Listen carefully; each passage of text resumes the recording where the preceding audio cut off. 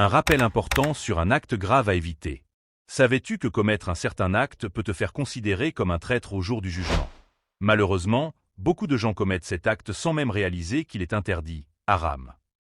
Avant de t'expliquer de quoi il s'agit, mon frère, ma sœur, savais-tu que le prophète, paix et bénédiction sur lui, a dit qu'Allah illumine le visage de celui qui écoute un rappel, le comprend et le partage avec d'autres?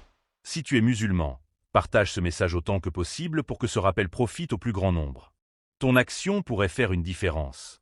Abonnez et aimez cette vidéo. Au jour du jugement, les traîtres seront marqués d'un signe distinctif, visible de tous. Et qu'est-ce qui peut te faire considérer comme un traître? Révéler une conversation privée sans autorisation. Que ce soit sur des plateformes comme Instagram, Snapchat ou Discord, divulguer une confidence sans le consentement de la personne concernée est une trahison. Par exemple, si un ami te confie quelque chose en privé et que tu fais une capture d'écran pour la partager avec d'autres sans son accord, tu trahis sa confiance. Cheikh Saleh Al-Fawzan a expliqué que celui qui transmet une parole ou un message qui lui a été confié sans permission commet une trahison.